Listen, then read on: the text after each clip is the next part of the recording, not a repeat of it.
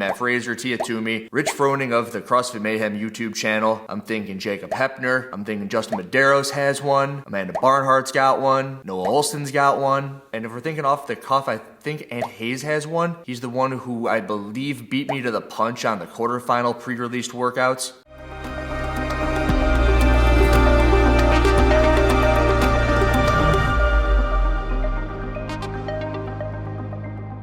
Yo. It would appear as if we are entering the dark days of CrossFit, the dark ages. And it's interesting because the order of operations here was, I was on the phone with Saxon, we were clicking through a couple of YouTube channels, and what we realized is that there were a handful of channels out there that weren't getting all that many views. Channels that have been around a lot longer than mine, a lot longer than his. Of course we're biased, but we think that we've got better content than some of the other channels. But then we come across Nate Edwardson, and I've brought Nate Edwardson up. There is a formula to the way that he goes about making his YouTube videos, and it appears as if it has paid off really well on another platform of his. I'm going to make a video on the entire thing tomorrow, not necessarily Nate Edwardson, but there's an effect here and it's going to be traumatic on the CrossFit space. It's an entire conversation that spawned from the conversation that I had with both Sevan and Souza, and it really doesn't have anything to do with Nate Edwardson himself, but it has to do with what he has done and with what he calls the dark ages of CrossFit. We are very much in what I would call the dark ages of CrossFit. In a video that he titles something like Goodbye for Now, which is dark, it's 2 minutes long, half of which is consumed by a Paper Street Coffee ad, and I like Paper Street Coffee, but I don't understand 2-minute video, 1 minute ad. And I believe it was actually 1 a.m. my time after the show that I was live with. We're clicking around, it's like, wow, look how low the views are. Look how low the views are. How are your views going? How are your views going? It's like, well, I don't really know because I've only been around since February of last year. Edwardson states that he's no longer going to make YouTube videos because there's nothing to talk about. He doesn't want to waste his creative juices and content producing power making videos that he thinks as if he's pulling out of nowhere. But that's where I come in. I can pull something literally out of nowhere. People are going to say, really, you're going to make a 10-minute video on this? And it's like, you bet your ass I'm going to make a 10-minute video on this. To which I got 2 things that I'm going to talk about today. They both have to do with the Proven Camp, and if you follow along on the internet, on the YouTube space, you'll know that Brooke about a year ago came out with a YouTube channel. It was extremely successful right off the bat. When you do the sort of things that Brooke has done with her career as a CrossFit athlete, you deserve basically everyone to go and follow that YouTube channel. The same way Matt Fraser, Tia Toomey, Rich Froning of the CrossFit Mayhem YouTube channel. I'm thinking Jacob Hepner. I'm thinking Justin Medeiros has one. Amanda Barnhart's got one. Noah Olson's got one. And if we're thinking off the cuff, I think Ant Hayes has one. He's the one who I believe beat me to the punch on the quarterfinal pre-released workouts. But let's bring it all the way back around to Brooke because she put up her first video in about a year yesterday, and it's about the Noble Fitness Film Festival. Of course I'm going to watch that. Of course I'm going to talk about what I picked up on that, and it's not just me who picked something up. I was sitting there with Alexis and she watched it with me. And big thing here, it was actually an observation of her own. So you can thank her for putting this one together. The big thing that I noted was that she said that due to her elbow injury, she was unable to put up content for a year. I took a little break from YouTube for a little bit because I was recovering my elbow, but now I'm back and I can't wait to show you guys what I've been working on. I was sitting there and I was like, what? Like, the only reason that I have a YouTube channel was because I have a freaking elbow injury. It's like, yep, there are the scars. She had a different injury. I believe she tore her UCL at the snatch of the CrossFit Games, which I did think was really odd that like they're playing it in a theater auditorium with all the CrossFit Games athletes and they're all like this when they're like, why would you make them watch that on the big screen? Hey guys, we got this presentation for you. Snap. And they're all like, that's what you brought us here for? So that was really odd. But then to bring it back, Alexis does kick me in the ass with to be fair, you started a YouTube channel and she apparently spent 5 or 6 hours a day rehabbing her elbow, and look what you're doing versus look what she's doing. I'm like, okay, that's incredibly fair. Carry on, Brooke Wells. I understand why you haven't made a video in a year if that's the case. They're trying on a whole bunch of different clothes in a hotel room, and it gave me pre-wedding vibes, you know, where you're a bunch of groomsmen and you're going to try on a bunch of suits for the wedding.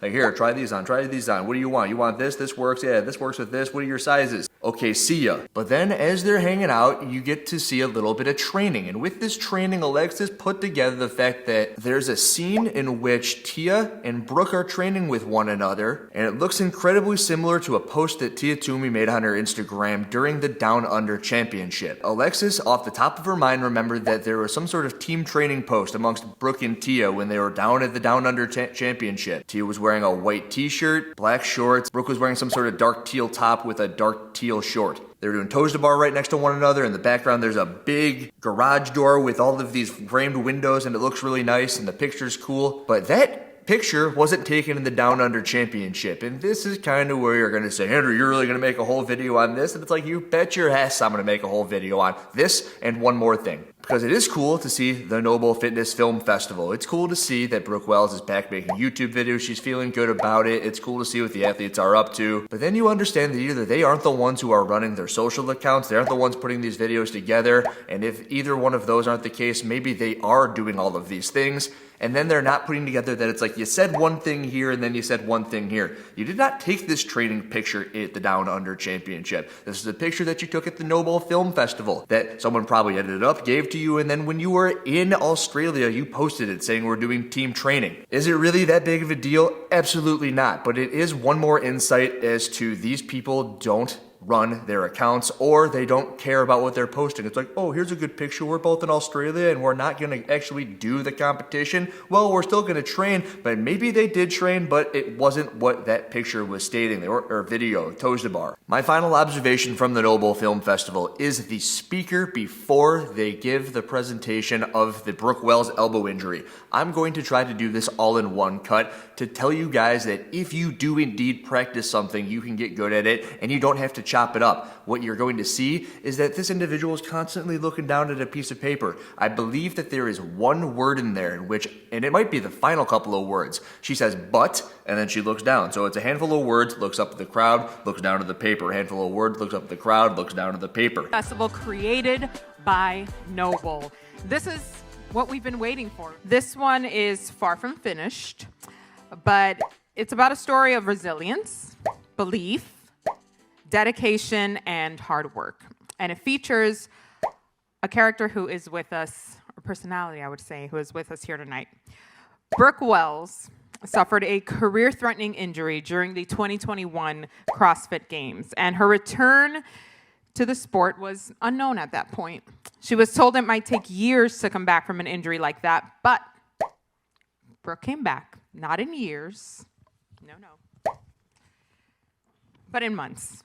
And not like she was before, but much better. Brooke Wells was not only qualified for the 2022 Noble CrossFit Games, she came in 5th.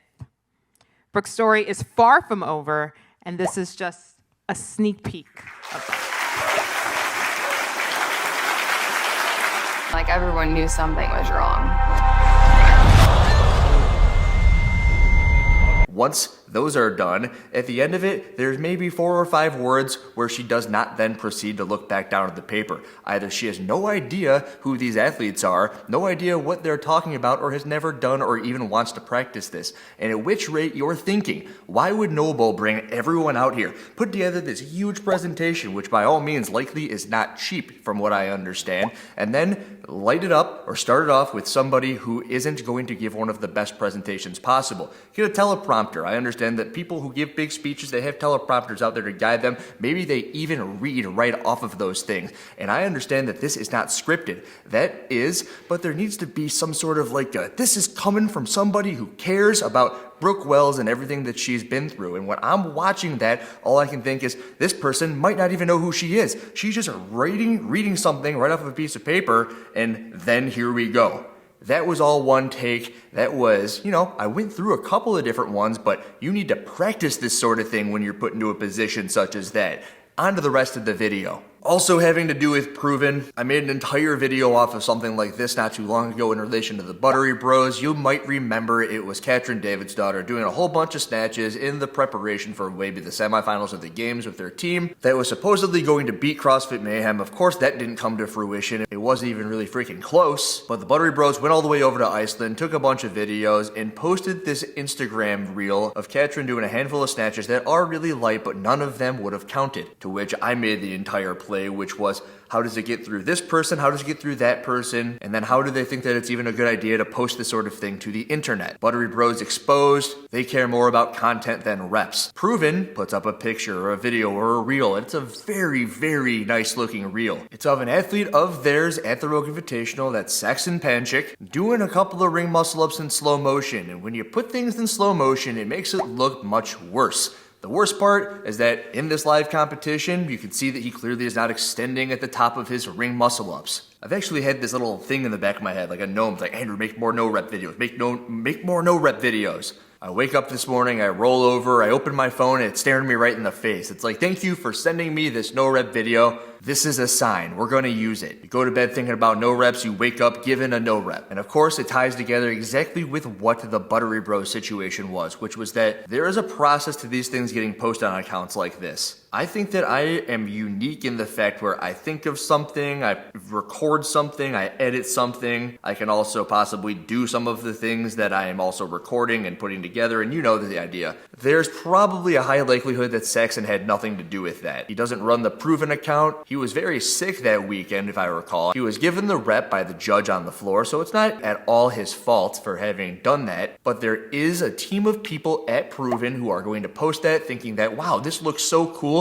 We're going to prioritize cool over good repetitions. Like, it wasn't 2 muscle ups that he did there. It's like, you don't think that there weren't a couple of other muscle ups that you could have posted to your Instagram profile? How many freaking likes does this thing have right now? It's actually from October 30th. So what the hell? Instagram literally read my mind. It's like, Andrew's going to sleep thinking of no reps. Then they shoot it into my freaking For You page. That's freaking wild. 175,242 plays. 8,710 likes on this video. You might not think that it's a big deal, but when the entity that is CrossFit doesn't put out very much, if any, content, and this is what the world is going to see, notably people who are also trying to push for these positions at events like such as Rogue, seeing that this is what you're going to be able to get away with. 175,000 people. 243 plays, maybe on that extra play, are going to reverse engineer the process saying, okay, this is how you do muscle ups. You do not lock out your elbows at the top. You can clearly see that. There might only be 172,000 people left on the internet who still indulge in CrossFit content. But there's going to be more of me talking about that either tomorrow or the next day. I don't know. If you want to know more about what I'm thinking about, what I'm going to be posting, follow me on Twitter at HillerFit. And while you might not like the 2 things that I had to talk about today, as Nate Edwardson said, we're in the dark days. There isn't very much to talk about. We are very much in what I would call the dark ages of CrossFit. But I'll see you in the trenches. Andrew Hiller, out.